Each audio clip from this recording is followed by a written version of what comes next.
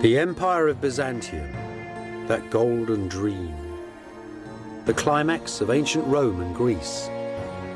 One emperor, one single faith. A dream that lasted for 1,000 years, a dream shattered by the armies of the West.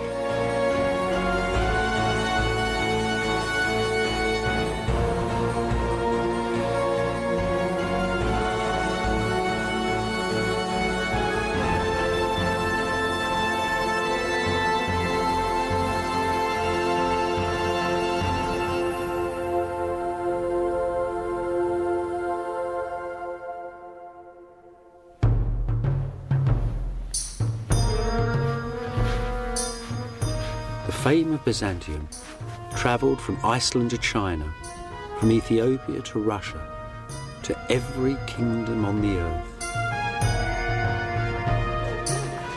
And at its centre, Constantinople, the world's great marketplace. Its fabled wealth, its gold, its emeralds, its palaces, its glittering churches. A legend so rich it caused its own destruction.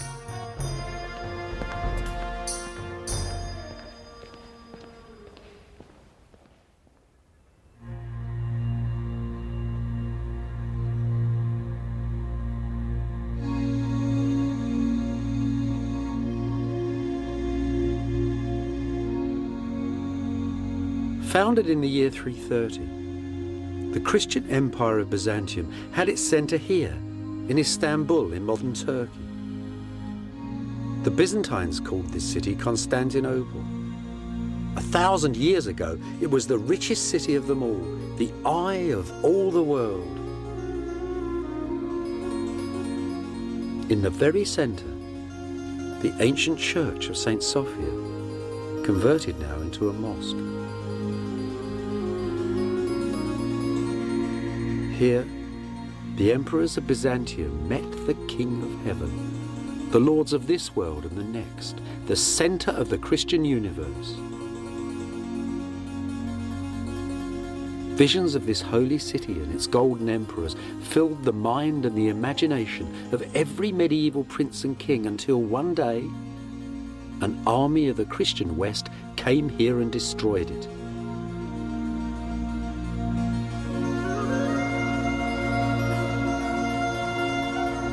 Beside the church, above the sea, a shadowed park with 5 centuries of buildings in it, the Palace of Byzantium.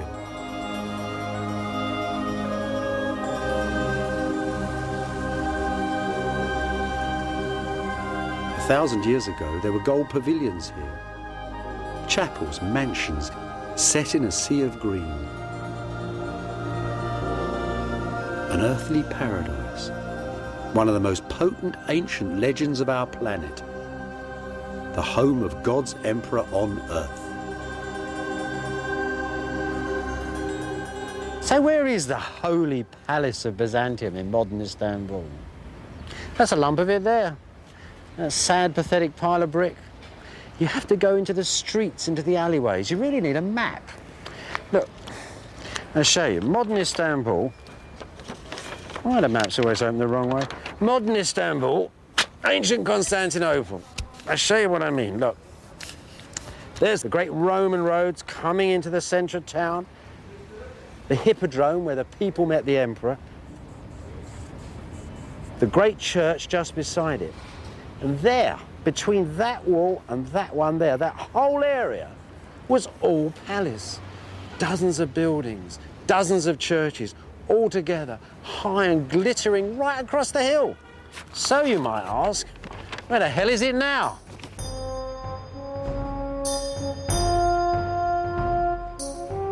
The Golden Palace is buried beneath old Istanbul. The little streets are haunted by its lost pavilions, by ghosts of ancient gardens, by the shadows of its courtiers and generals.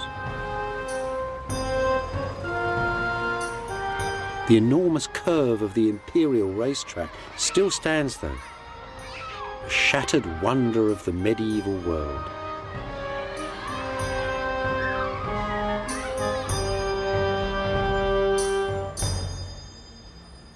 We're right at the very heart of the Palace of Imperial Byzantium, and there's a corner shop. Well, at least you could say the Byzantines invented corner shops. They had a law about them. There should be one in every street, they said, for the necessities of life. That there, though, that's something else. That's a part of the palace itself. Just part of the foundations, though. Once they held a great high terrace, not that tea house up there, where the emperors walked each evening in the fading light, their fine silks flowing gently in the fresh sea breezes.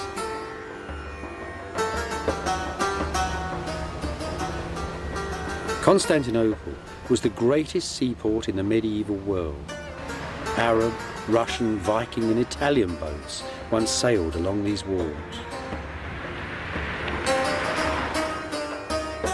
This is the ruin of an imperial pavilion, some 14 centuries old. The warm sea once splashed against these walls. Those are the doors through which the emperor once walked to board the royal yacht, the Greyhound.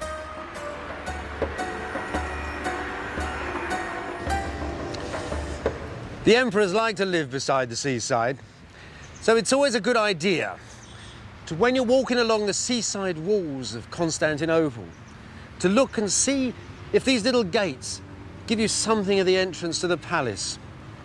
Some of them don't look much today, but they're very interesting.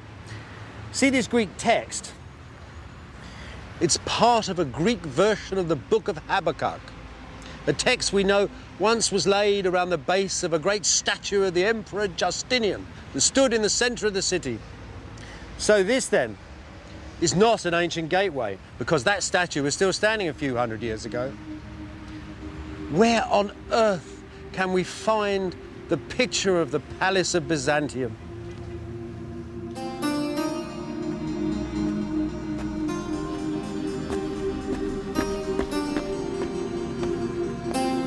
It's still here, of course, in its imitations, in echoes of the great Palace of Constantinople that stand in Sicily and Spain, in Syria and Rome. Villas, gardens and verandas, all set like tents across the hill.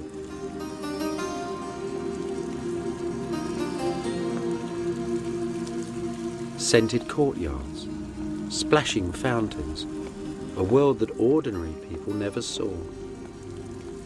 Some of their very stones were plundered from the golden palace of Byzantium.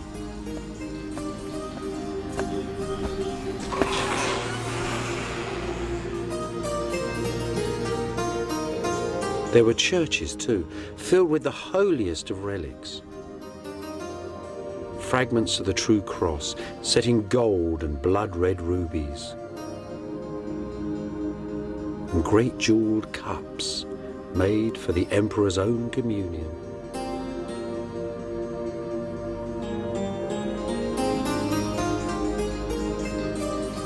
And at the heart, at the very centre of this magic palace, Byzantium's throne room, the throne room of the Emperor of Christendom. As you approach the imperial throne of Byzantium, you'd have felt as naked as a man on Judgment Day, utterly defenceless. The man who sat on that chair didn't rule by the will of God. He was the will of God on earth. He was God's instrument. He was divine providence personified.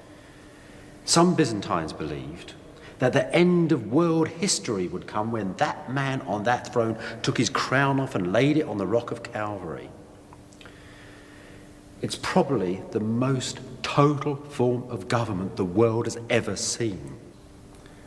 You don't have, for example, participatory government in this. Who can participate in the will of God? You can only bow before it.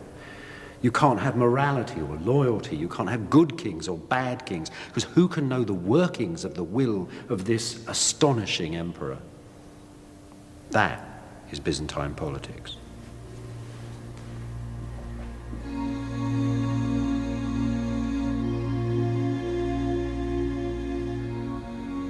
Byzantium ruled with cosmic certainty. It didn't dominate its neighbours with vast armies, but with images of God and government, with bars of gold and promises of princesses in marriage and alliance, all dressed up in the silk robes of Byzantium. The Byzantines operated a kind of cultural imperialism, and at the centre of the show was Constantinople, the Golden Palace and its emperor, the rituals of its church and court.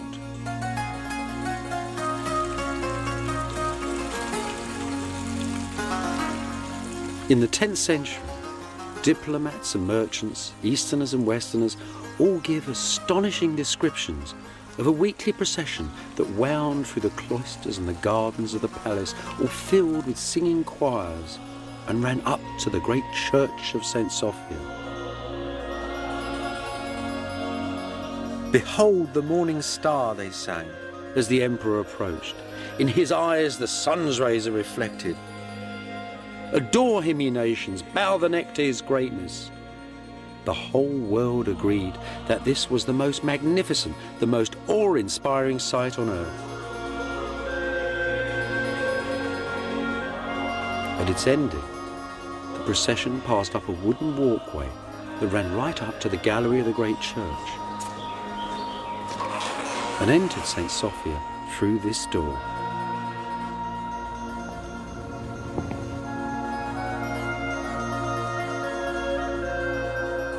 Here, high up in the gallery of St. Sophia, was the chapel of the emperors and the court.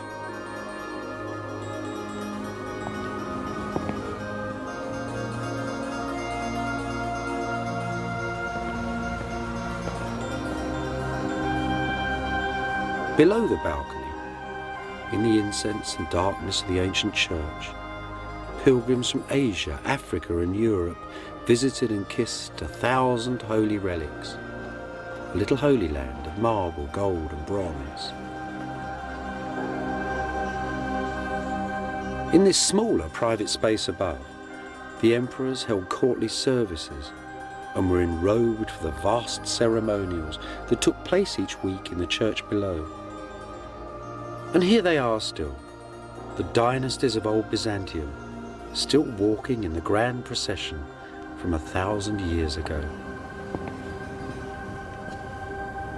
That's the Emperor John the Good up there, all decked out in his Sunday best and carrying a bag of gold for the church. He was a good king. He was from the Commagene family. It was a noble dynasty, died out in 1185. That's his wife, Irene. She was a Hungarian princess. See, she's got blonde hair. And that poor little weedy chap round the corner is their son Alexis. John desperately wanted him to succeed to the throne, but he died young.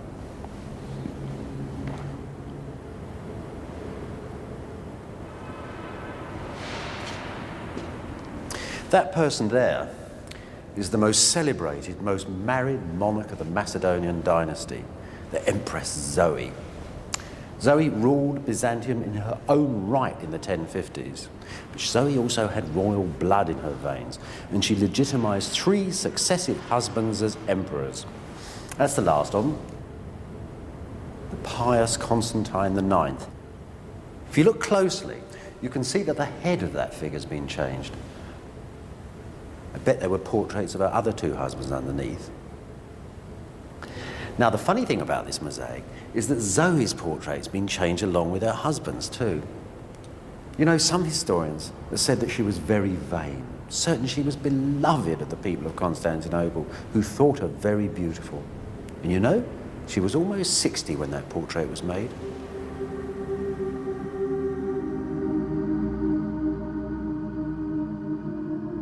In the year 987, Russian ambassadors came south into the sun to see Byzantium. They told their prince, the ambitious Prince of Kiev, that they couldn't begin to describe the splendour of St. Sophia. They could only say that God dwelt here within it, and they were all baptized. Just as it intended, Byzantium had dominated its neighbours with pious splendour and magnificence. These Russians, though, were tough and warlike. Despite their newfound faith, they still hovered dangerously on Byzantium's northern borders.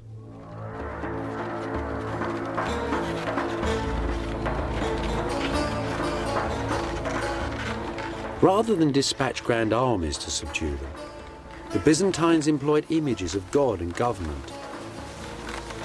They built churches in Central Europe, the like of which the Northerners had never seen. And sometimes, too, the Byzantines sent bishops and ambassadors, men laden with wisdom, relics and the word of God.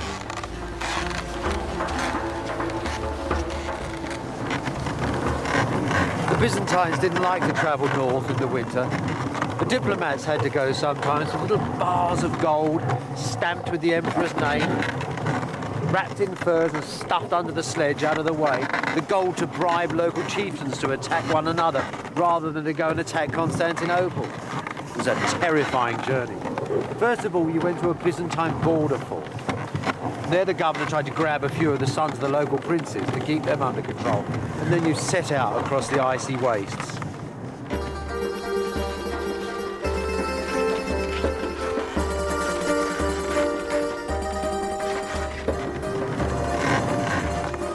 When you met some villagers, you might give them some silk, brocade, or pepper or leather.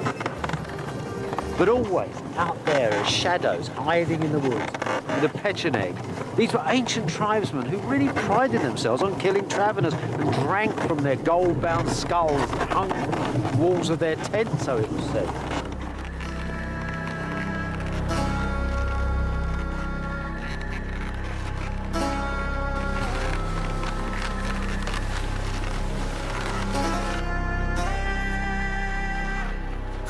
After months of travel, you'd arrive at the side of the frozen river Dnieper and look up at the great fortress of the ruler of Kiev, the prince of the Varangian Rus.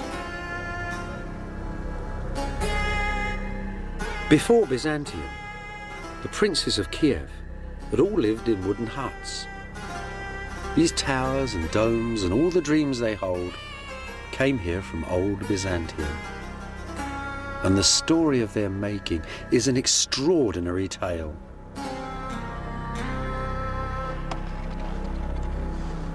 This little area here was once the centre of Kievan Rus, a little stockade just 600 yards across.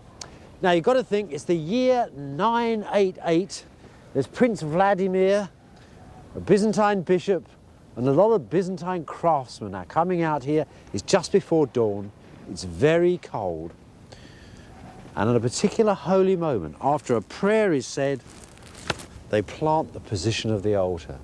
And then, as the sun comes up and a shadow is cast across the snow, a nobleman called Simon, so tradition tells us, took off a golden belt and they measured out 20 golden belt lengths. And that would be the first church in Vladimir's kingdom. It's an astonishing moment in history. It's the old technology of Greece and Rome, 1,000 years after those empires are gone, going into parts of the world that they had never managed to conquer.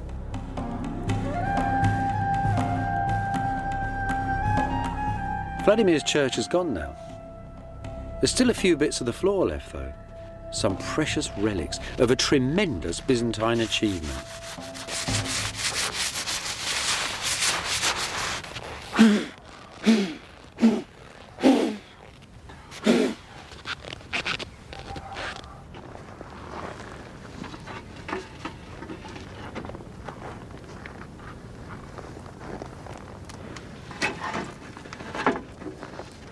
Dziękuję. You know, it's at times like this, archaeology really comes alive. Look, this isn't just a little old bit of brick or mortar or something. These are the first bricks ever laid in Central Europe. It's not just stone on stone either. This is like somebody got into a Cadillac and drove it into the middle of the Amazon and parked it in a village where nobody had ever seen outside people before. This is astonishing. Look, it's only a bit of ceramic and a bit of mortar. You need two separate kiln masters with two separate kilns for that. They have to find the lime to make the mortar. They have to go to the river to find the clay down the road here. They had to build their kilns, cut the trees. And then they got them cutting stone, local stone, hewn from open quarries for the first time. The Russians didn't like working stone. There's an old Russian proverb: it is easier to teach an ill-tempered wife than it is to cut stone. But actually, their real problem was the weather. It was truly terrible. It was either freezing cold, and they complained bitterly that it was so difficult to lay bricks in fur-lined coats and mittens. And then when it thawed, this area was a mass of mud, and they had to devise incredibly elaborate wooden structures to hold the building up at all when they extended the foundations. So this is an extraordinary enterprise. How ingenious those people were coming from the south, how determined. It took them 8 years to get this place up. They learnt, though, the next time they built a church in 5 years.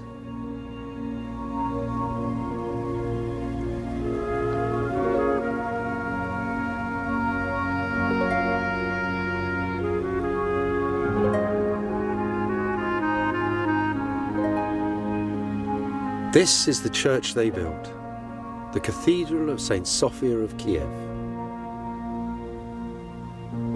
Beneath the old Ukrainian domes, Byzantine brick and ancient Greek geometry.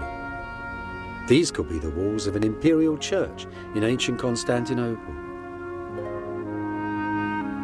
Inside, memories of the Palace of all palaces and the Church of all churches, the original St. Sophia at Constantinople.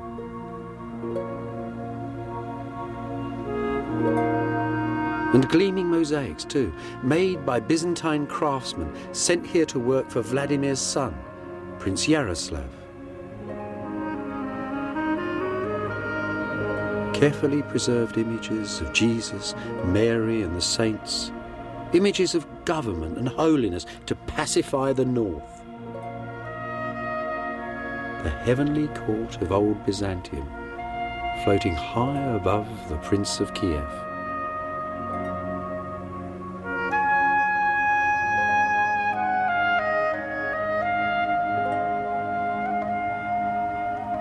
It's a heavenly court, now entirely mirrored in Yaroslav's new court on earth, aided and abetted by a Byzantine bishop who wants him to punish sinners, to feed the poor, and to fight the enemies of Byzantium.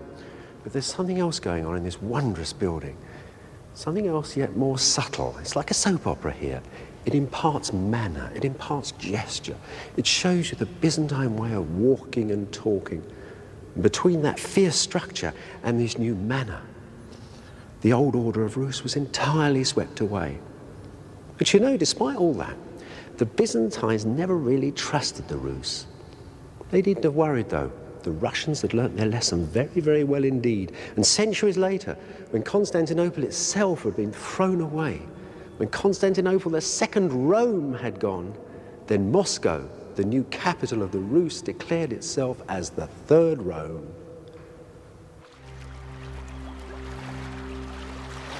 Just as the dangerous northern tribes passed under Byzantium's golden spell, so did its southern European neighbours, in Greece and Italy and the islands of the Mediterranean. Venice, that ancient little town set on the mud banks of a North Italian salt marsh, was the owner of a powerful fleet of warships, as much a menace to Constantinople as were the tribesmen of the north. Beneath the stones of Venice, then, the bricks and columns, the technology and arts of old Byzantium. Just like Kiev, Venice's first churches and its most powerful images of God and government all came here from Byzantium.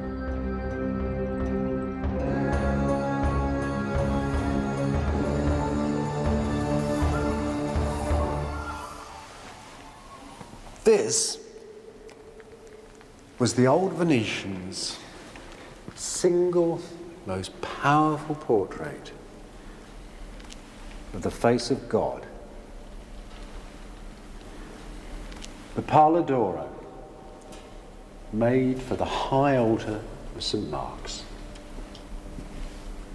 It's a funny old thing, actually.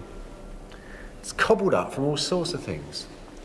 Gold strips, bits of jewellery, it's all there, like a magpie's nest.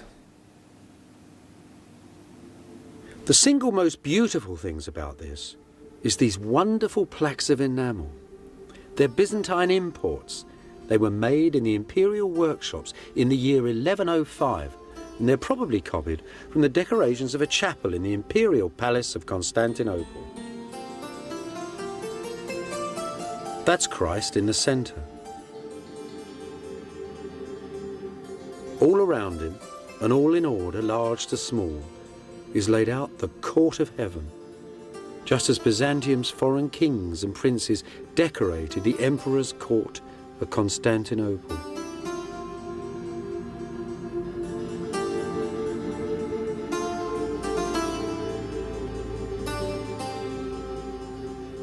If you were a useful ally for Byzantium, and you sent off 30 or 40 pounds of gold to Constantinople with a humble letter, the emperor might just honour you with some of these panels, pictures of God and your local saints, and portraits too, of you amongst the golden prophets and the angels of Byzantium. This was the power of Byzantium abroad, its prestige, its foreign policy. This little chap here is Ordolafo Fallia, the ruler, the Doge of Venice. He's the man who commissioned the greater part of the Pala d'Oro. Now this is where you can start to see something of that provincial envy of Byzantium starting to work. That envy that almost rose up and threatened to destroy the great imperial empire. Look, I'll show you what I mean.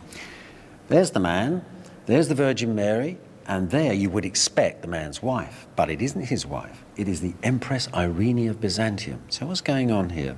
Well, I think the Venetians have sort of rejigged it. So the dear old Doge of Venice, who by Constantinopolitan rights was a minor official on the edge of empire, suddenly popped up as, married to the great empress. They've also, the Venetians, cunning devils, given him a halo. You see, they've soldered a whole new head on there. The Byzantines would never have sent a figure of a local ruler with a halo on, so he's sort of really bumped up in the holy hierarchy here. But there's one thing the Venetians missed, and this is quite funny, because rulers in the celestial universe wear red socks. The Virgin Mary has red socks, the Empress has red socks, all the kings on this have red socks. But poor old Ordolafio doesn't. So he isn't really at the top of Byzantium's holy hierarchy. You don't think that's important? Ordolafo would have done. Deep down, he knew that the great Byzantine God that ordered everything within this Christian universe had seen that dubious halo. Also that this same God held the power of eternal life and death.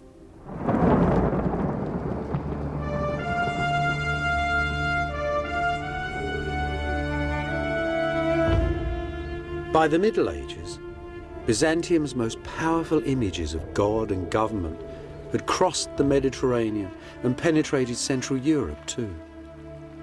And always, at the very heart of this Christian universe, was the golden emperor of Byzantium and the glittering city of Constantinople.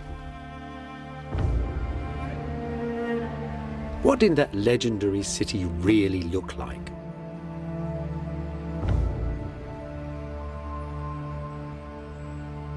In modern Istanbul, one single precious district of the city still holds something of the air of ancient Constantinople buried underneath it. Part built from the stones of the city's ancient marketplaces, Istanbul's bazaars still stand in Byzantium's thin streets. That old electric mix of races and religions, trades and professions is still here as well, just as it was 1,000 years ago. Oh my God. What are they then? Monsieur, sangsue, Türkçe sülük. Sülük. Leeches. Leeches. Yes, leeches. Leeches. So, clean your shoes, clean your blood. Doctor. Eczema. Eczema. Eczema. Romatizma. That's amazing. Old Byzantine leeches. Yes. It's good for everything, right? Yes.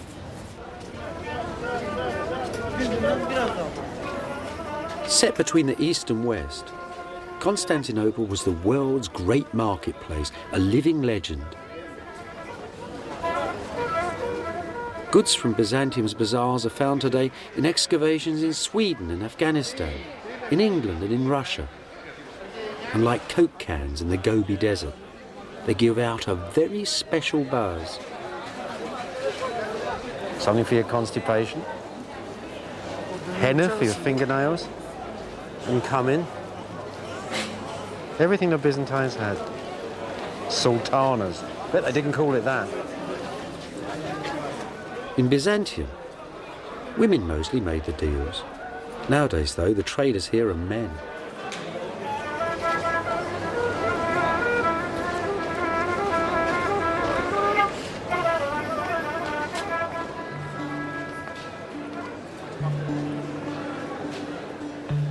Baltic amber, African gold and ivory,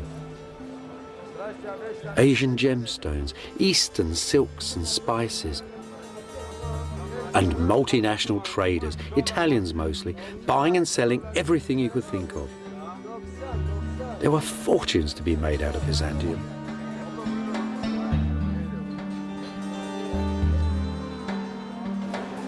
You know, the weavers, the great silk bazaars of Byzantium have been famous for centuries upon centuries. In the West, they just had little bits of Byzantine silk and they used it to wrap the bones of saints and to put upon the high altars of cathedrals. So you can imagine that when a Western diplomat came here about 950 AD and actually bought 2 whole rolls of silk for his own clothes, and he was very pleased with himself. But when the bishop got to the borders, the Byzantine customs, took the cloth away from him. They said that even great Bishop Luidprand of Cremona, embassy of the King of Germany, wasn't grand enough to wear this fine fabric. You know, the Byzantines had a knack of making great kings feel like little lads from the country.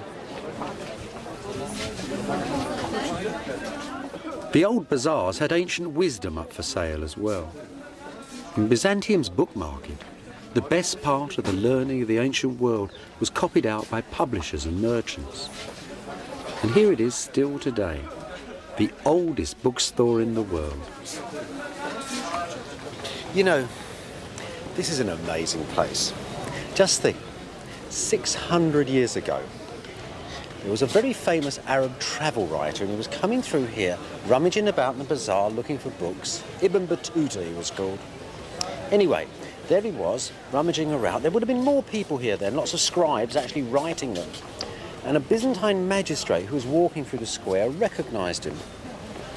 And the old 2 men got together, the Arab and the Christian, and they sat down and they talked about writing books. They talked about travel and the joys of scholarship. Westerners really loved the book bazaar in Byzantium. They could find things there that were real legends. Magical lost works like this, for example. This is a copy, Greek copy, of an ancient work made in Alexandria by an ancient Greek. And it concerns the workings of the universe. Westerners only knew this from the talk of learned Arabs. Now, after visiting the bazaar, they could actually own a copy of Ptolemy's Alchemist. Books like the Alchemist gave algebra and chemistry to Western Europe. To Westerners, it must have seemed that all the wealth and wisdom of the world was held inside Constantinople and in the houses of the lucky people of Byzantium.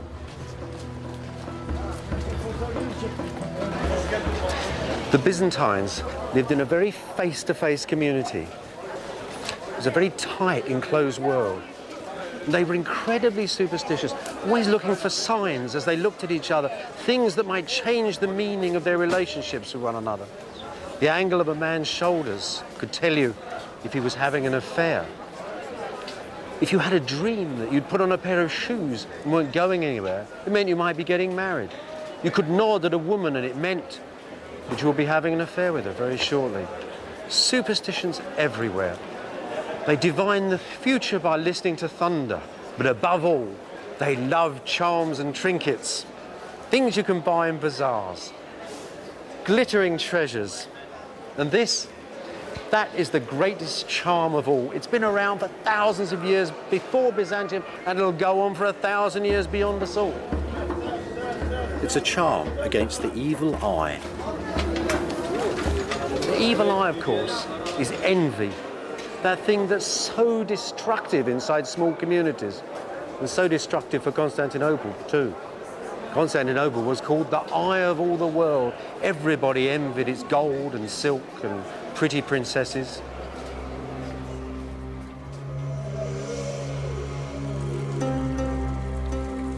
Not everybody, though, was allowed a glimpse of heaven.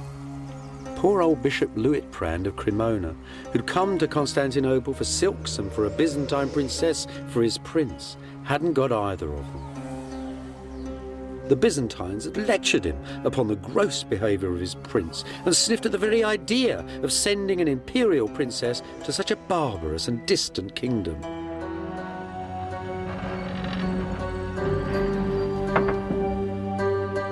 Luitprand greatly resented these haughty Byzantines, especially the great warrior emperor Nicephorus Phocas, who came to the throne in 963.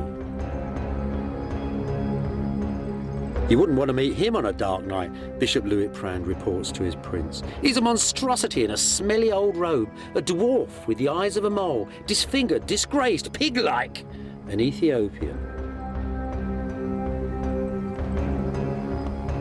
Every week, Luitprand continues, like some crawling monster, the emperor walks in procession to the great church, and the singers cry, "Behold, the morning star approaches." They might just as well sing, "Come on, you burnt-out old coal, old woman, clod-hopping barbarian."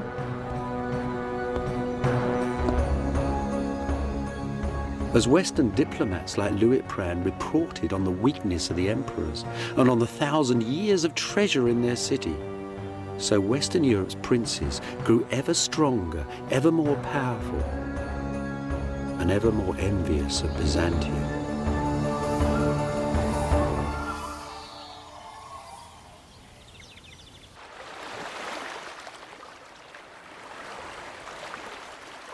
In 1204, the Venetians managed to divert a cutthroat army of crusaders from their sacred vows to capture Palestine for Christendom. Promising them the plunder of Byzantium, they provided lists of the treasures and the holy relics inside Constantinople. On the 13th of April, Venetian war galleys sailed up to the city walls. And the knights of France and Germany, of Italy and England, jumped from the boats onto the battlements. The campaign that followed was a nasty mix of treachery and chaos. At the ending, the city's walls were breached and the imperial throne was overturned. Many Byzantine nobles fled here, to the Palace of Black and Eye, where they were besieged by Henry, the noble Prince of Flanders. Now, the Venetians knew exactly what was in this palace. They even had an inventory of its contents. And when the nobles gave up the fight, they took everything they could out of the building.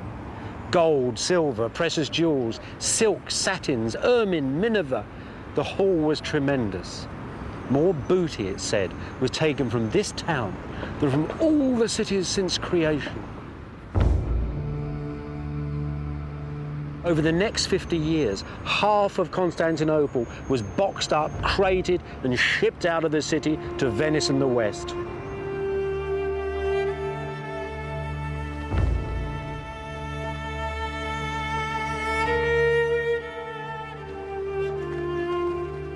the very heart of Venice, between the State Palace and St. Mark's, the old state church, is the city's ancient treasury. And the root of that treasure was the plunder of Byzantium. It was Europe's pawn shop, really. Emperors left their crowns here for cash. The King of France actually bought the crown of thorns from this room.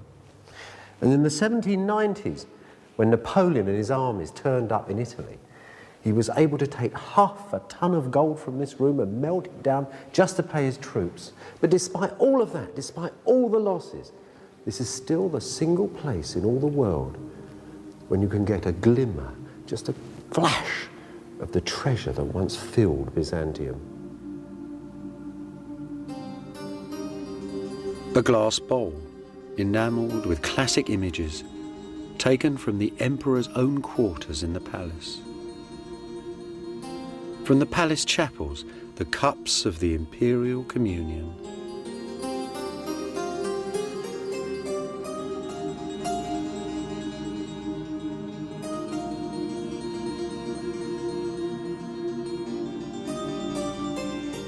A golden icon of St. Michael, studded with Indian emeralds.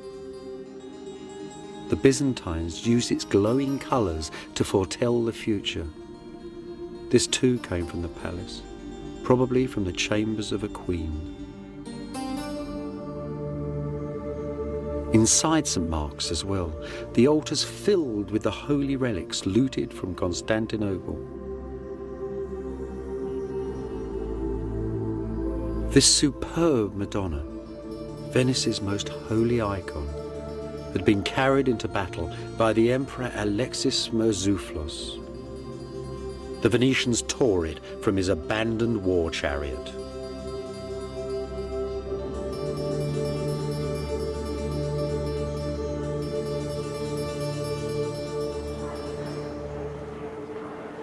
It's not just the inside of St. Mark's that's filled with the plunder of Byzantium. The whole outside of the cathedral is covered in stones stripped from the churches of Constantinople and shipped by the Venetian navy.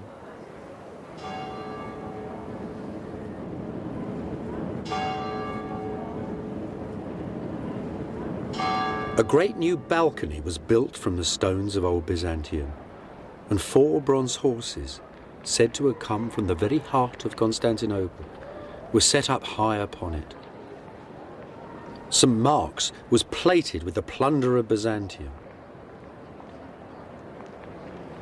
Today, the old brick church has all but disappeared beneath the foreign marble. Shiploads of columns from Constantinople now decorate the doorways of the church.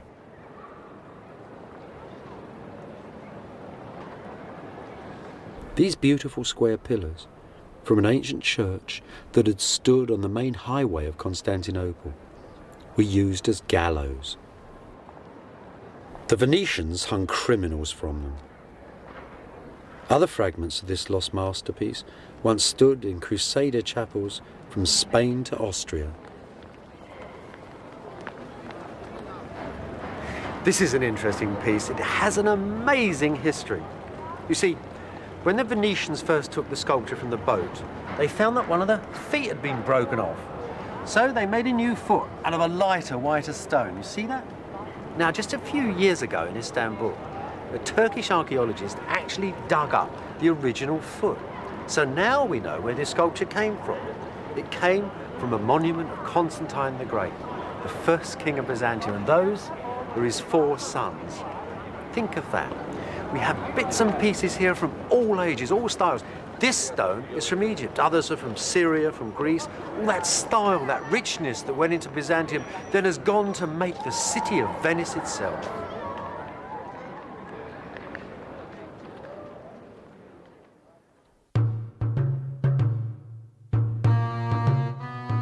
Byzantium didn't just make Venice beautiful. All the courts of Western Europe now held the plunder of Constantinople. Objects whose hypnotic sparkle crackled through Western Europe. In modern Germany, the little town of Limburg still holds one of these most alien objects. A piece of the cross on which Christ was crucified, transformed by a Byzantine into one of the world's great jewels, and then carried off to Germany by Heinrich von Ullmann, a crusading knight.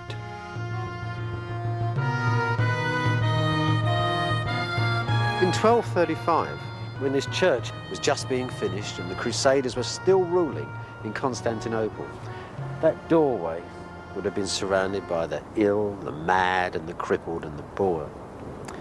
They weren't just standing there waiting for handouts. What was going on was something rather unusual. Inside this church, inside all churches in Western Europe where there was a relic of a saint, there was a special power. This power came actually from heaven, and in lieu of hospitals, that was the best thing these people could hope for, was a cure. After all, Jesus had cured the poor. Now, saints were denominated as holy men by two things, by the actions of their lives and by the fact that their bodies didn't decay. So the little fragments of bone and flesh were very important. When people went up to their shrines and touched them, they were in touch, you might say, with a little bit of heaven, as if there was a hole in the holy ozone that you could reach up through heaven, through the words of the priests and the incense and the music, and some of these blessings could rain down upon you.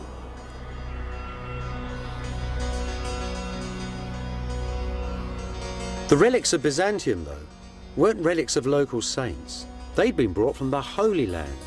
They were the personal possessions, some of the very things that Jesus and Mary had touched, and they were never used to cure the poor.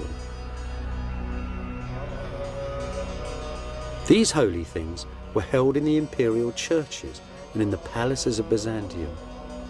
In that extraordinary world halfway between earth and heaven, they confirmed the divine role of the emperor on earth.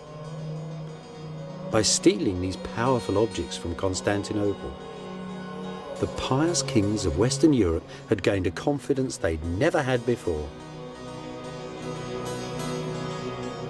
This then, that taking of the relics, was the taking of the holiness of the divine right of kings, the beginning of Western Europe, of Eurocentricity, and almost, you might say, of the modern world.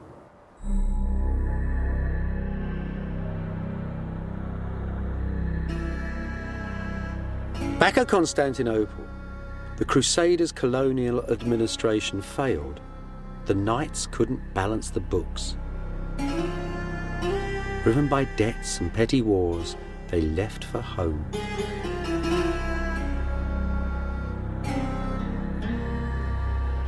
On August the 15th, in the year 1260, a new emperor, Michael VIII, walked in solemn procession through the ancient gates, dressed in the imperial robes of silk and gold, with his choirs, his soldiers and all his priests. Safe inside, he addressed the adoring people of the city, who'd laboured under foreign rule for 50 years and now celebrated the return of Christ's true emperor to the very centre of the earth. A while ago, God was angry with us and made the West into a great wind that blew us from our city, and we lived like the birds beneath the branches of a tree. But just as he'd promised Abraham the promised land, just as he granted my ancestors eternal victory, so he has given me back the sacred city. Michael might have thought that God had put Byzantium back into the centre of the cosmos. The truth was, the Crusaders had wrecked Constantinople, plundered it, broken it, destroyed it, and the emperor's return to great power politics was suicidal.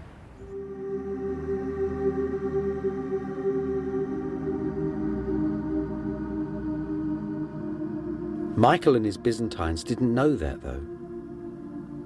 As Michael said, they thought that God had restored the cosmic balance, that the golden dream was up and running as before. In the Imperial Chapel, in the gallery of St. Sophia, their artists made a celebratory mosaic for the emperor's return. Jesus, Mary, and St. John the Baptist. You'd think the world had never changed.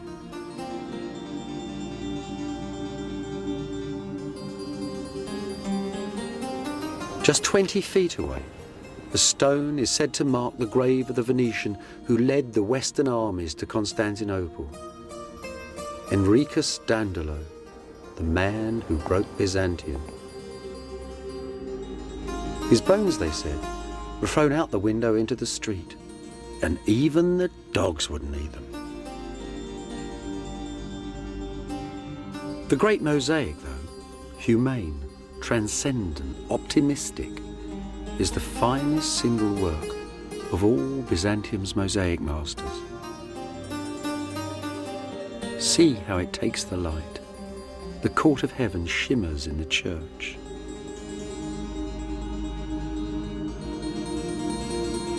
This is the Christ the Byzantines had always worshipped.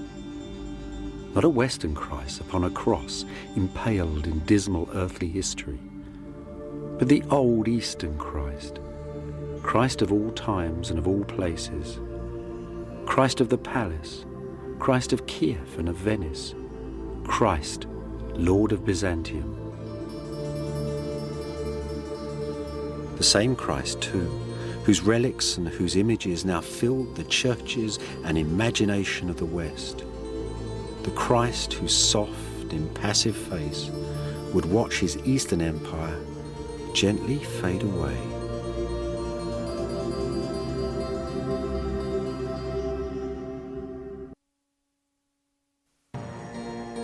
This is the story of the ending of a civilization, of the breaking of a way of life, the story of a nation facing extinction, and of the choices that its people made. The story of the ending of the Empire of Byzantium and of the beginnings of the modern world.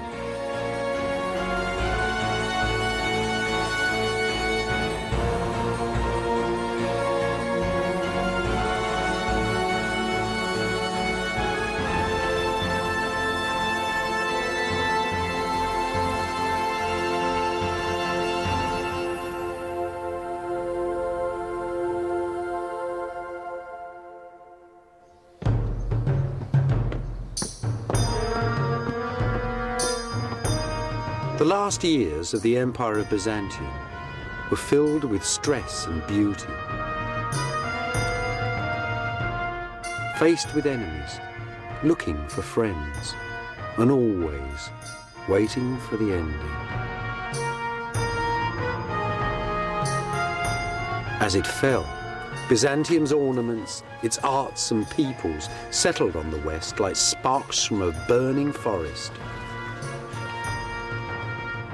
Sparks that lit the Western world.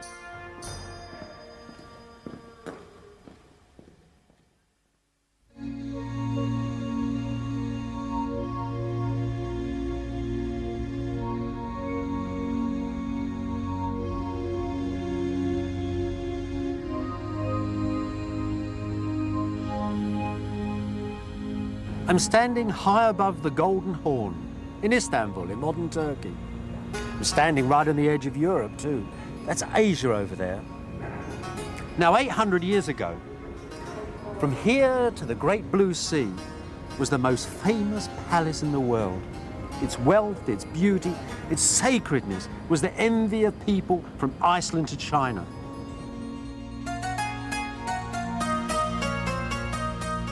Only the angels in heaven, the Byzantines had said, knew the date of the ending of this dazzling city, the capital of the Empire of Byzantium, which they called Constantinople. Late in the Middle Ages, though, in the last 2 centuries of Byzantium, when the Crusaders had half destroyed the city, and with the armies of the Turkish sultans closing in upon its walls, you didn't need to be an angel to know the end was very close. The broken Empire of Byzantium prepared to face its destiny. The emperors moved their palace here, to Vlachani, right on the city walls. Here they could face all their enemies, the Turks, the Westerners. Here too was a great church and a most sinister prison, where half a dozen emperors were executed or blinded in terrifying family feuds.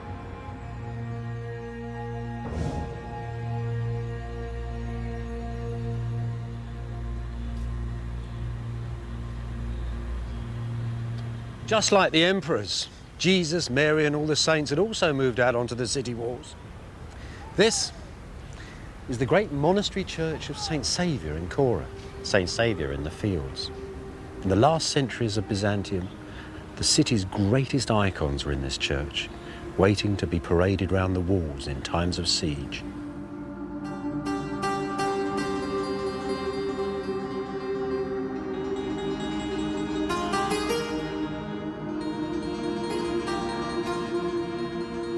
St. Saviour's was Byzantium's last masterwork, a jewel box set beside the city walls.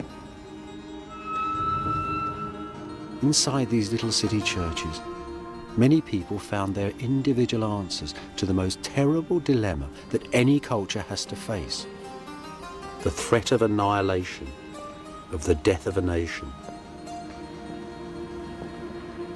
The Imperial Crown was stored here alongside the holy pictures. It's said that on the last night of Byzantium, on the 28th of May 1453, as the Emperor Constantine Palaeologus was praying, the Virgin Mary came down from heaven and asked him to return the crown to her, as God withdrew protection from his holy city.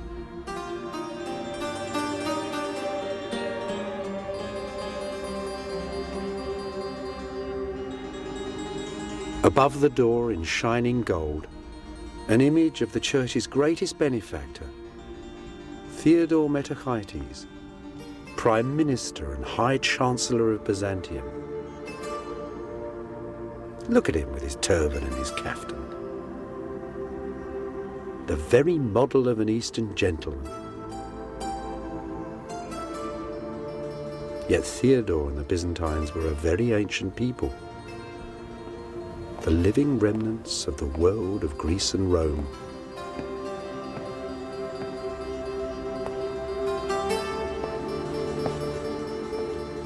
Even by Theodore's day, though, by the 1320s, the great Chancellor had come to the conclusion that Byzantium's ancient heritage was quite exhausted,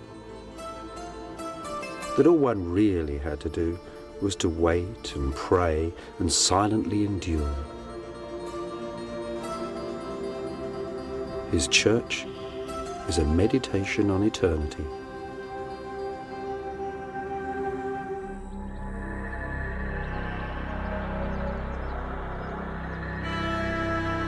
Many Byzantines believed that if an enemy ever broke through these vast old city walls, the very statues of the ancient emperors would come alive and drive the invaders from the city.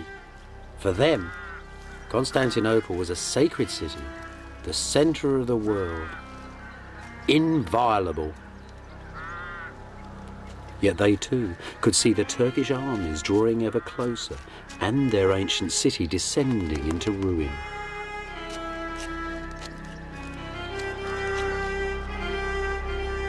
By the 1400s, many of Byzantium's brightest minds had left the gathering gloom and darkness of the crumbling city and settled in a fresh new town beneath the mountain tops of southern Greece.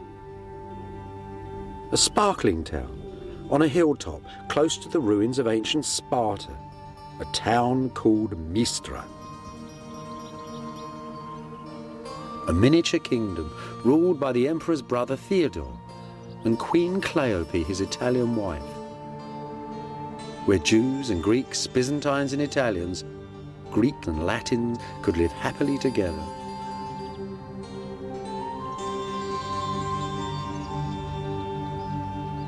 One of the lovely things about Mistra is how small it is, how tiny, how human. Everything here is democratic. As you walk down the street, you'd have bumped into everybody. You might have seen Italian merchants. You might have seen beautiful Queen Cleope walking amongst the flowers. And you might have seen the retired Emperor John, here to visit his family, now a monk buzzing busily from church to church. At the hub of Mistra's life was a charismatic teacher from Constantinople, a follower of Plato, the ancient Greek philosopher, a man called Plethon.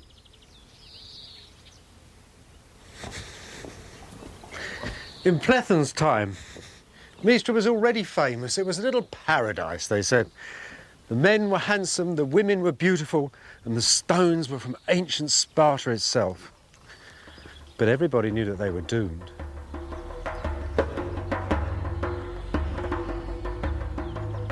Here, Plethon founded the last academy of Greek philosophy.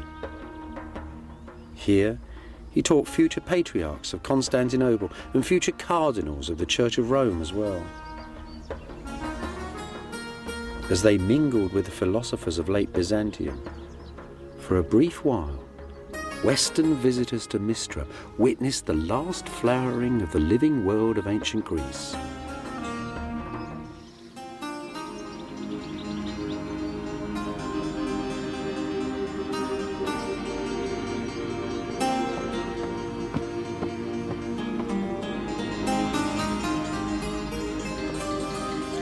At the heart of Mystra was the court. And at the heart of the court, this little pretty church, named after the great old court church of Constantinople, St. Sophia.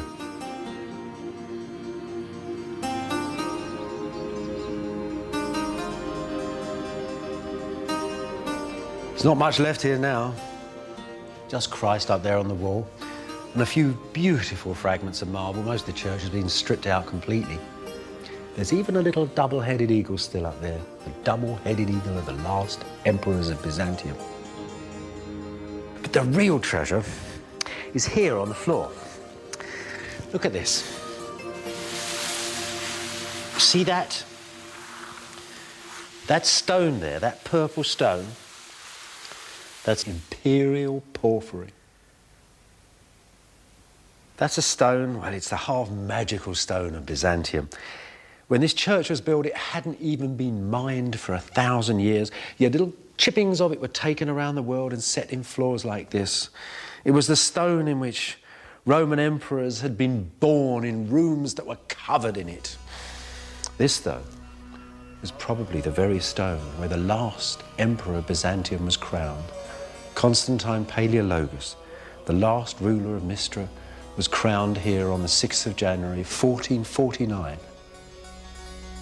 3 years later, he died fighting on the walls of Constantinople as the Turks took the city.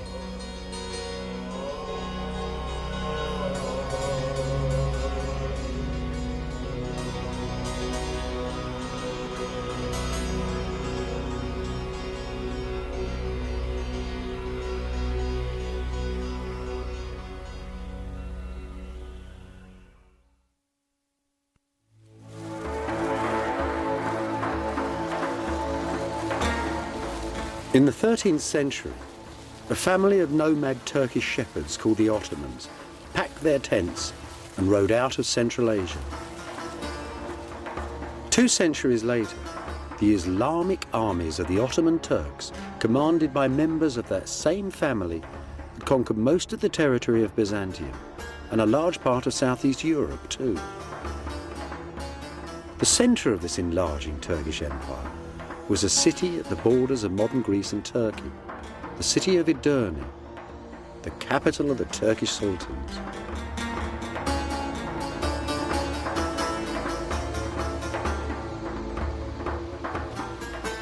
In those days, Edirne was a hectic international city, the city of great mosques, hospitals, concert halls, munitions works, and grand bazaars.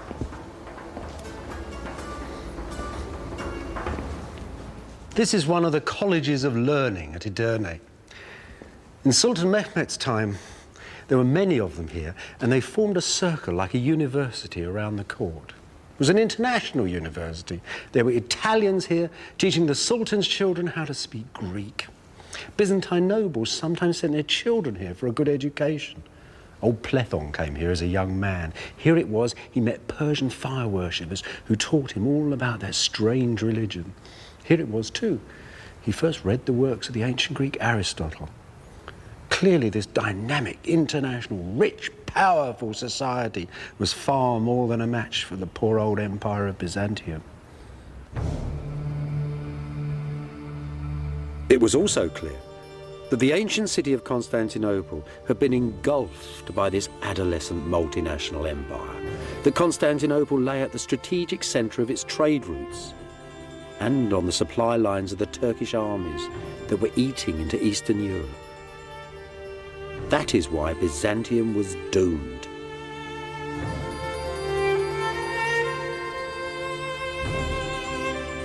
In 1438, the Emperor John VIII sailed out of Constantinople in a last attempt to beg aid from the reluctant West in his struggle with the Turks. After 77 days at sea, the imperial convoy arrived at the friendly port of Venice.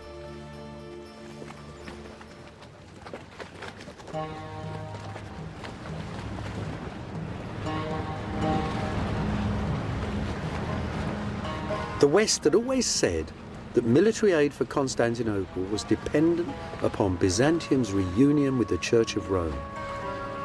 The churches of the East and West, Greek and Latin, had split apart 6 centuries before. So the Emperor John had sailed with his theologians and his bishops, not his generals or his admirals. In all, some 700 people on the sea, the scholars of Byzantium. Plethon, too, had come especially from Mystra in Greece, as had many of his pupils.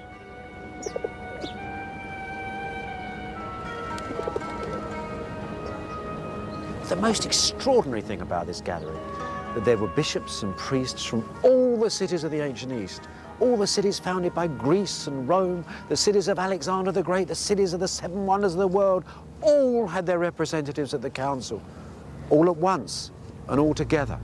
It was as if the old world had come to meet the new. But there was plague abroad in northern Italy. 2 Byzantine bishops perished in the first weeks of negotiations.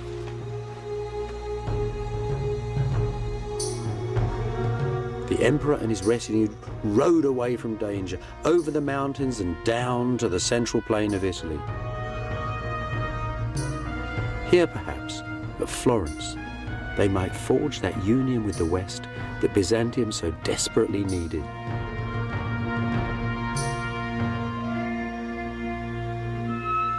And here, too, they were memorialised in the frescoes of Benozzo Gozzoli, painted in the townhouse of the Medici family, the bankers who were sponsoring this Council of the Churches. That's John VIII, John Palaeologus from Mystra, Emperor of Byzantium, come to the West to seek aid. He'd ruled 12 years at this point.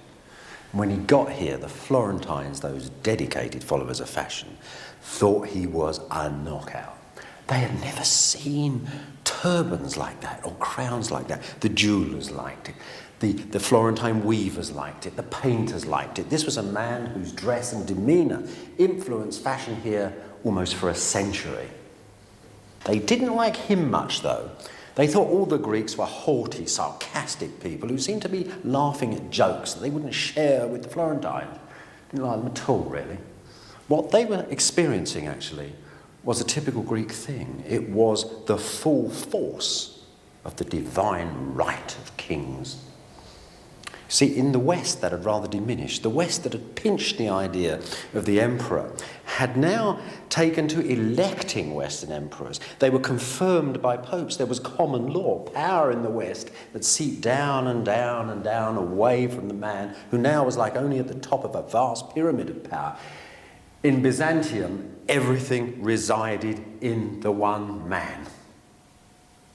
Now, in the West, and here it is, out for a stroll in the country, Cosimo and the other 700 Medici, all on their horses. This is entirely reversed. I mean, here you've got a man who is a banker, a politician, a multinational businessman, you might say. The West was entirely different. The central disagreement, then, was about these different attitudes to power in East and West, about power and precedence amongst the lords of earth and heaven. Most of the Byzantines, though, were insulted at the very idea of arguing about God, whose majesty and dignity was beyond all human understanding. They thought that the clever Roman clerics they faced each day were simply impertinent and immature.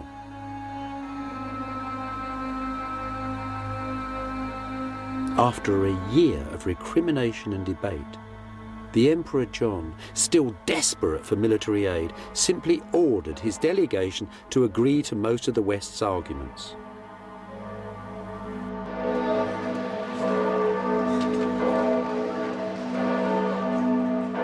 On the 6th of June, 1439, a great act of union was signed in Florence Cathedral, right under the huge, beautiful, brand new dome. An act of union between two churches, between the Pope of Rome and his assembled clergy, the Emperor of Byzantium, and whichever of his Greeks decided to turn up that day.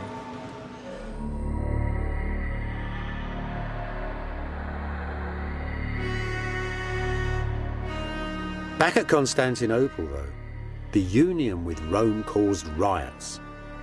Italian priests were insulted in the city's churches, and Western Europe sent no aid. Disillusioned, disappointed, the Emperor John died a few years later and was buried here in the Monastery of Christ Pantocrator, Christ, Lord of earth and heaven. And at this same monastery, Gennadius the theologian preached that the union with Rome would bring down the wrath of God upon Byzantium.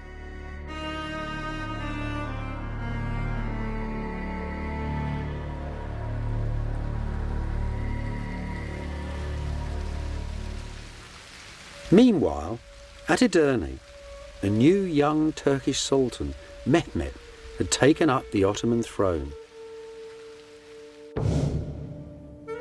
At Constantinople, the new emperor, John's brother, Constantine, soon discovered that he now had a dangerous and most impatient neighbour.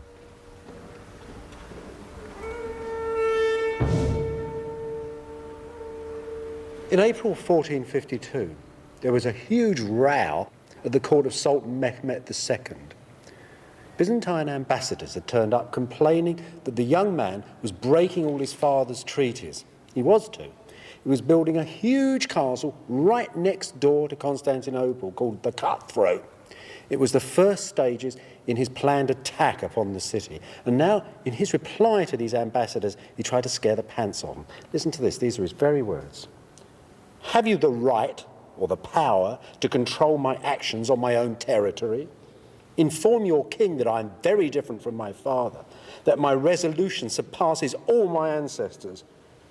This time, you can return in safety, but the next man who delivers a similar message to me will be flayed alive."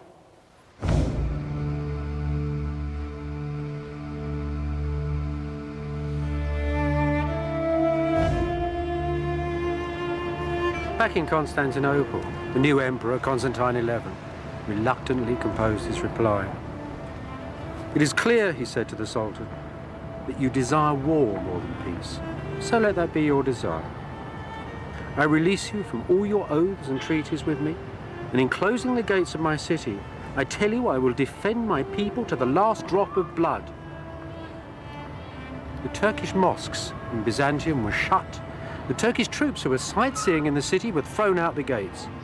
Byzantium was at war.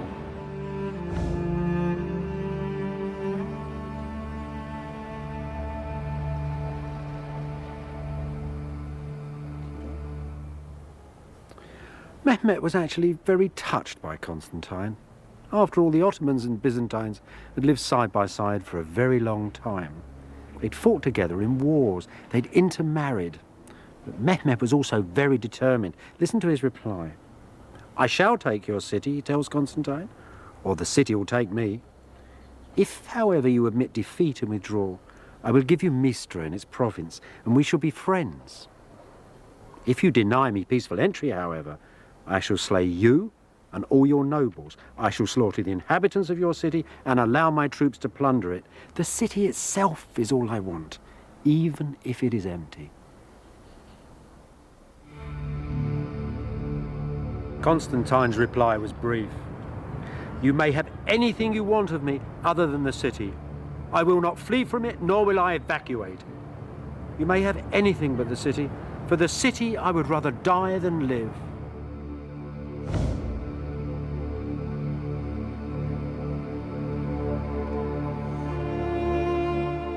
On the evening of the 28th, the Sultan Mehmet addressed his armies standing assembled outside the city walls.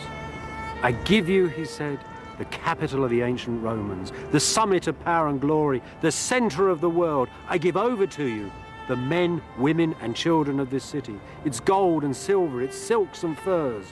All I want are the buildings and the walls. It really was the standard offer of a medieval commander to his troops before the final assault. And they roared in agreement. There is but one God, they said, and Muhammad is his prophet.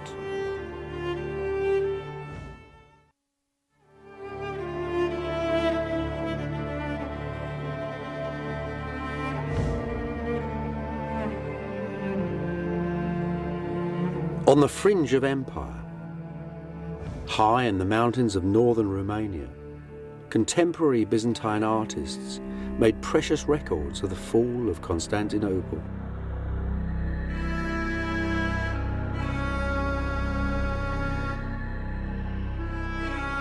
Here's the Turkish armies, waiting for Mehmet to order the final assault upon the city.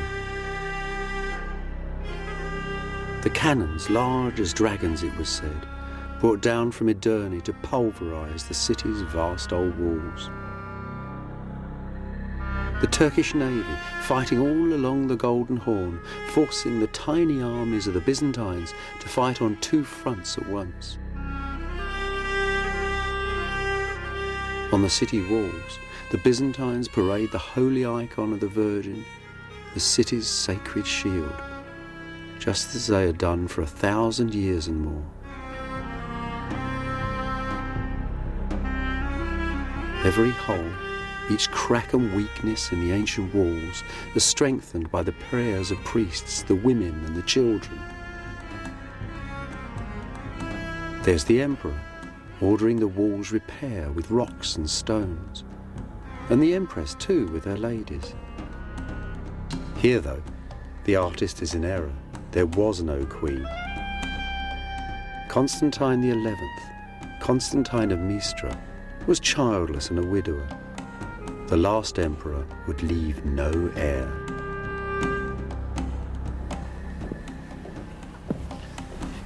On the last day of Byzantium, an eerie quiet fell over the city. Mehmet had told the Turks to rest for a whole day before the last assault. He gave the emperor time to walk with all that was left of the armies and nobles of Byzantium once again into the great church, and there, after all their arguing at Florence, the Greeks and the Latins joined together in a last service, and the emperor went to the altar and was given the last rites. Then he walked back to the palace, and there he made a speech to his commanders. A speech, you might say, that was the last speech of the ancient world. He encouraged them not to be frightened when the Turks attacked. He said that their ancestors, the ancient Romans, were terrified when Hannibal's elephants had charged towards them, that they hadn't run away. Because they were human beings, people with will and mind, and not given to animal desires, and that he and his commanders had mind and will and God and belief upon their side.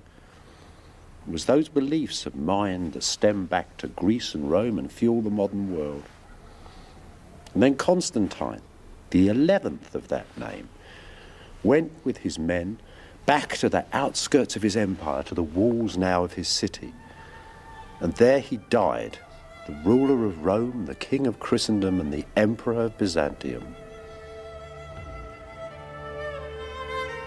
What actually happened to him is a mystery. Turkish historians tell us only that the emperor was very brave. That Constantine died fighting by the city gates. "The city is taken," he's supposed to have cried, "and I'm still alive." And he ran off towards the battle and into the flash of legend. The man then killed 10 pashas and 60 soldiers with his lance, and at the end poor Constantine was toppled from his horse and cried to God Almighty, the creator of the universe. And the Turks cut off his head and stuck it on a pole.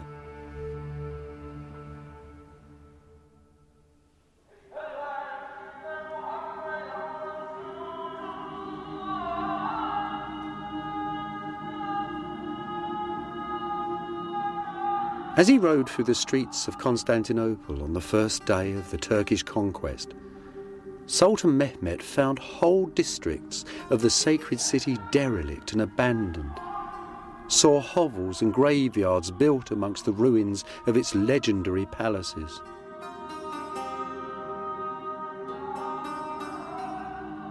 He was awed, though, by the Imperial Church of St. Sophia, and declared its venerable shell to be a building made for God.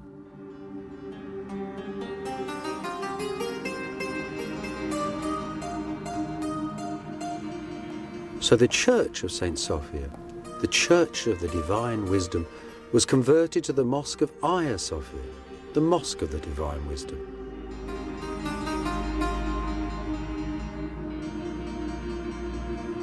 Images of old Byzantium had glimmered at the edge of Asia for 1,000 years. Now new ghosts, new legends and new peoples came to haunt its fabled stones.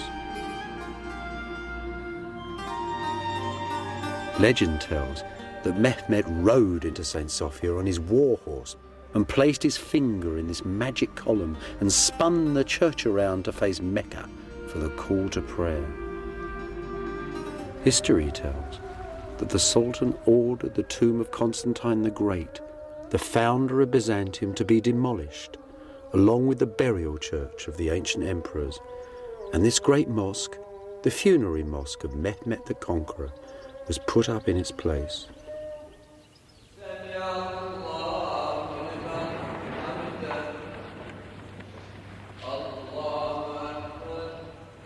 Yet Mehmet, a humane and sympathetic man, still wondered at this ancient ruined city and its unyielding inhabitants.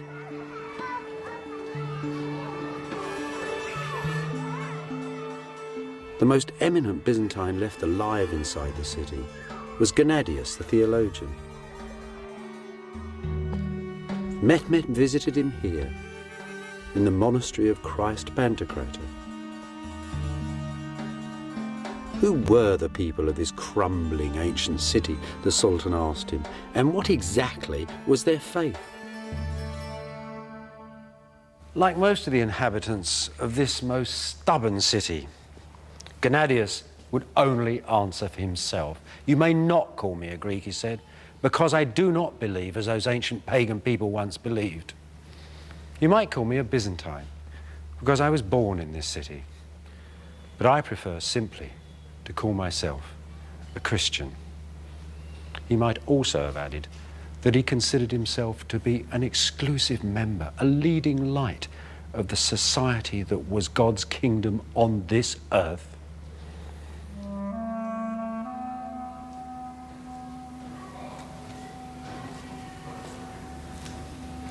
Mehmet was pleased enough with the old boy's answer to give the penniless church a bag of gold, make Gennadius its leader, to give him a white mule, and to give him authority too over all the Christians of his empire. It was an arrangement that lasted for 4 centuries.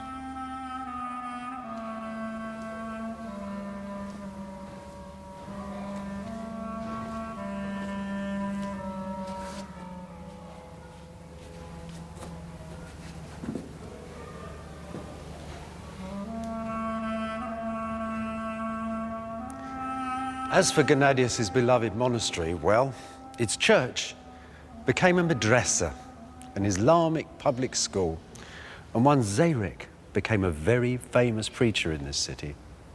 Now, when Mehmet first came to the church, his quick eye had noticed a great line of stone sarcophagi along the aisle there. In fact, they were the tombs, the sarcophagi, of the last kings of Byzantium. John of Florence was buried here, his brother, their queens. These he took for his new palace in the city. He also took a slab of stone laid in that trench over there. For centuries, pilgrims have believed that that had been the very slab of stone on which the body of the Lord Jesus Christ had laid after the crucifixion. They said you could still see Mary's tears upon it, glistening like pearls. Over the centuries, Zayrek's school became a mosque.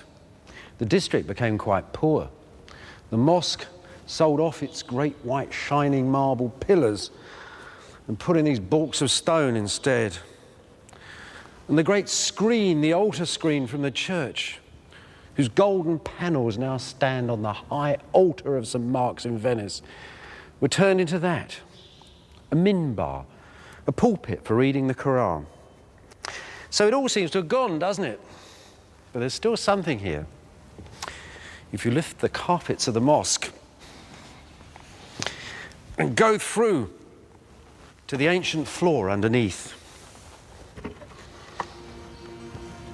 then you'll see a memory of Imperial Byzantium.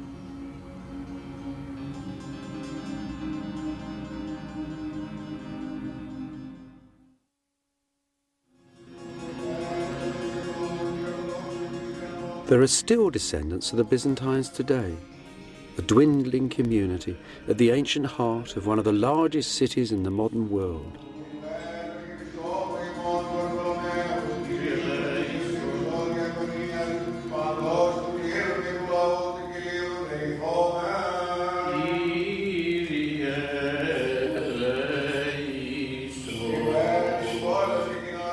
Their worship in this sole-surviving ancient church is guaranteed by the proclamations of ancient sultans hanging on its walls.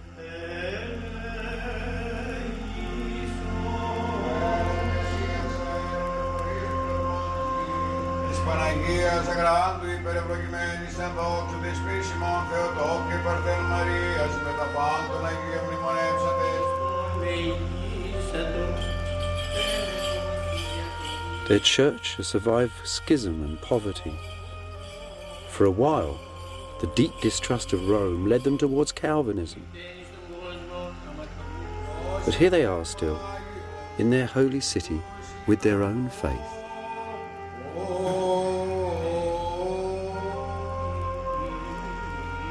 Scattered too, through myriads of monasteries and far-flung churches, pale shadows of the ancient earthly empire of Byzantium.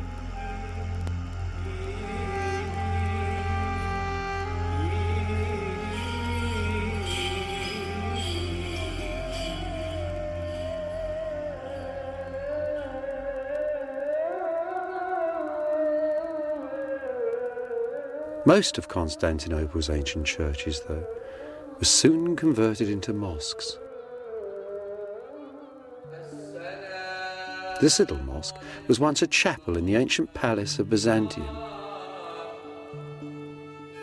Endowed with lands and properties, these converted churches were transformed into self-financing charitable trusts, the religious and financial centres of the city's neighbourhoods, and the means by which Constantinople was converted to Islam and revived.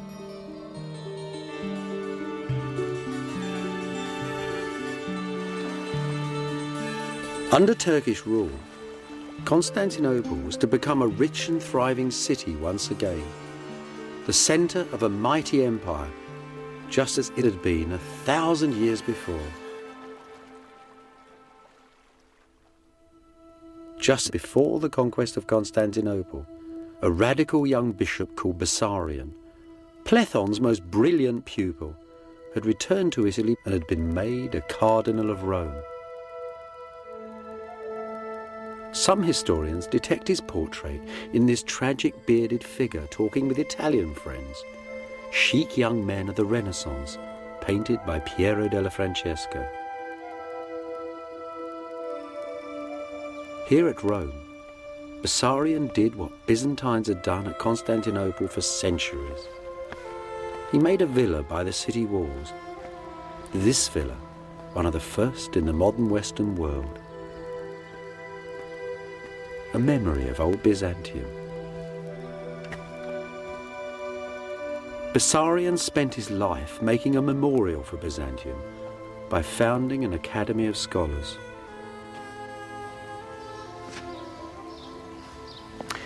You know, I suppose Bessarion bought his academy here when it got very hot in the summer months.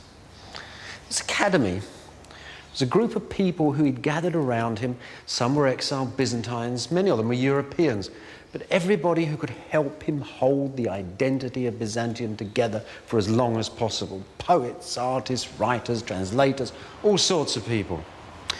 Couldn't have been that difficult to find people, because this was a really fashionable idea. Dear old Plethon had introduced Plato to the West. The Renaissance was beginning. This is early Renaissance building. For a few years, this was the coolest place on the planet. So you've got to think, perhaps, this was the place too where one day in the summer 1452, Bessarion sat down to write to Mistra. He was writing a letter of condolence to Plethon's sons. The old man had died with the spring flowers in June of that year. Bessarion wrote a letter, such a letter. He said that Plethon had been his teacher, his father and his friend. It was one of the last authentic letters of the ancient world. After that, Byzantium became something to be seen in libraries and museums. Above all, Bessarion preserved the dream.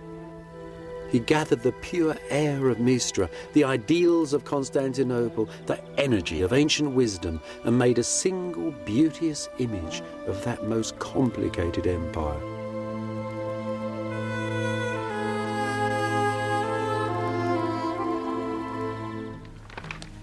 The West had seen nothing like this flood of wisdom that was pouring from Byzantium. Homer, ancient Roman law, and a myriad of other texts. And they'd seen nothing like Bessarion's academy. Part of the modern world, its science and its scholarship, was started by these exiles from Byzantium. Plethon and Bessarion first taught the West old Plato's heady individualism that so fills the modern world. Bessarion, too, told a Westerner about an ancient text that inspired Columbus to sail west from Europe on the east wind to America.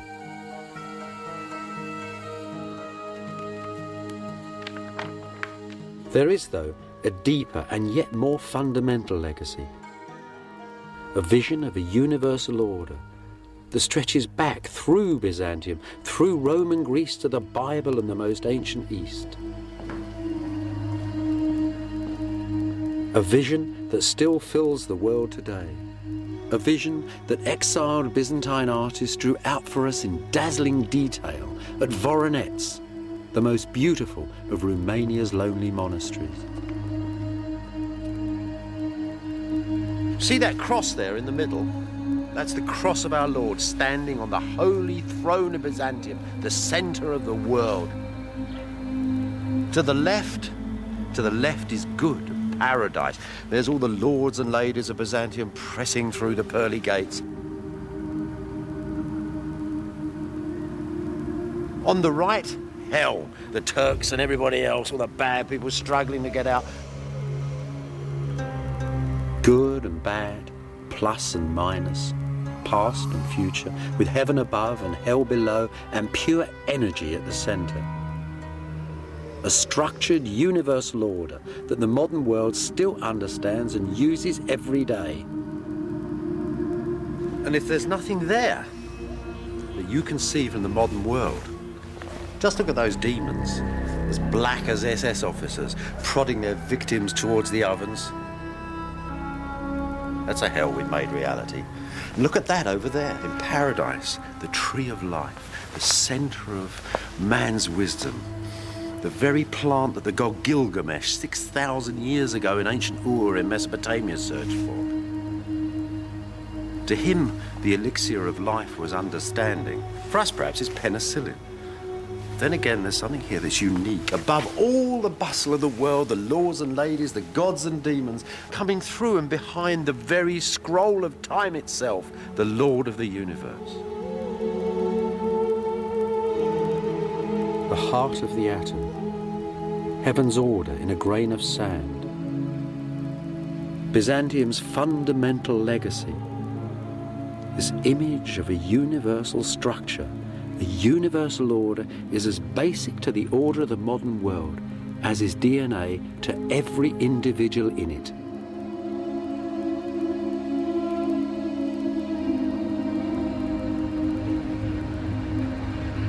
Nowadays, Constantinople, the heart of old Byzantium, is called Istanbul, an old Byzantine phrase that simply means the city.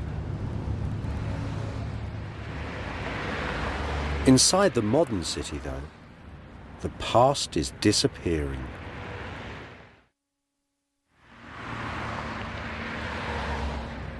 Ruins are often melancholy, but they should seldom make you angry. The end of Byzantium wasn't really brought about by the wicked West or the terrible Turk. Things pass, as the poet said. If the cowboys had never shot the Indians, the Great Plains would not be filled with shining teepees and herds of buffaloes. Nonetheless, we should honour the past and cherish it. It's a memory, a solid memory of our beginnings. And think of Byzantium too, as a flash of silver, as a dream of jewels, as an image of a god sitting on a golden throne and of an emperor sitting in this palace in his imitation. Think of the culture that gave us the rule of Roman law, and the image of a holy mother, much beloved, caressing a baby child. And think of Byzantium too, this extraordinary empire set between the East and West, whose very ending set those two things far apart, but in whose own time gave so many good ideas to both of them.